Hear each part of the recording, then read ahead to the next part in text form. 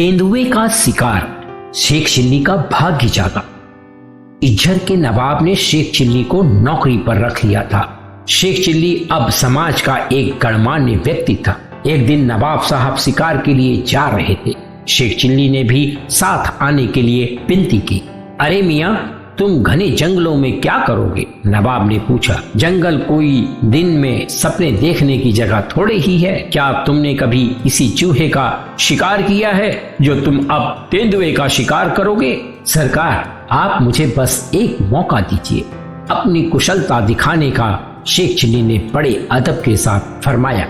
तो अब जनाब शेख चिल्ली भी हाथ में बंदूक थामे शिकार पार्टी के साथ हो लिए। उसने अपने आप को एक मचान के ऊपर पाया। थोड़ी ही दूर पर एक बड़ा पेड़ था जिससे तेंदुए का भोजन एक बकरी बंधी हुई थी। चांदनी रात थी। इस माहौल में जब भी तेंदुआ बकरी के ऊपर कूदेगा तो वो साफ दिखाई देगा।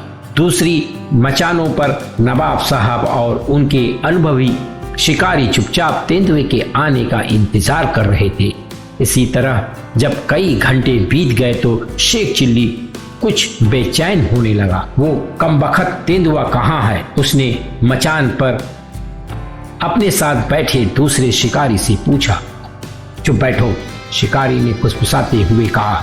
इस तरह तुम पूरा बेड़ा ही कर दोगे। शेख चिल्ली चुप हो गया, परंतु उसे यह अच्छा नहीं लगा। यह भी भला कोई शिकार है कि हम सब पेड़ों के पीछे छिपे बैठे हैं और एक गरीब से जानवर का इंतजार कर रहे हैं। हमें अपनी बंदूक उठाए पैदल चलना चाहिए। परंतु लोग कहते हैं कि तेंदुआ बहुत तेज दौड़ता है। वो जंगल में उसी तरह दौड़ता है जैसे मेरी पतंग आसमान में दौड़ती है। खैर छोड़ो भी, हम उसके पीछे पीछे दौड़ेंगे। हम आखिर तक उसका पीछा करेंगे। धीरे धीरे बाकी शिकारी पीछे रह जाएंगे। मैं सबको पीछे छोड़कर आगे जाऊंगा। मैं तेंदुए के एकदम पीछे जाऊंगा। तेंदुए को तो पता होगा कि मैं उसके एकदम पीछे हूँ। वो रुकेगा, वो मुड़ेगा।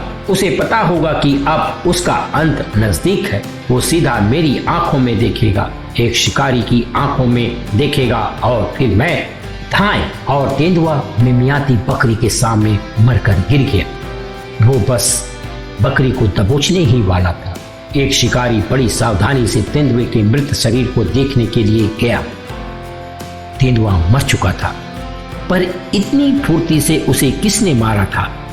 शेख चिल्ली के साथी ने पीठ ठोककर शेख चिल्ली को शाबाशी दी। क्या गजब निशाना है, उसने कहा।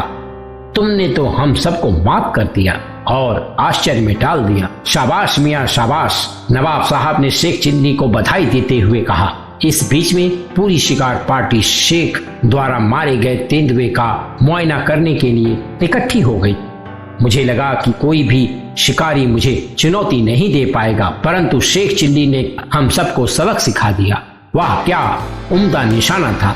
शेख चिल्ली ने बड़े अदब से अपना सिर झुकाया।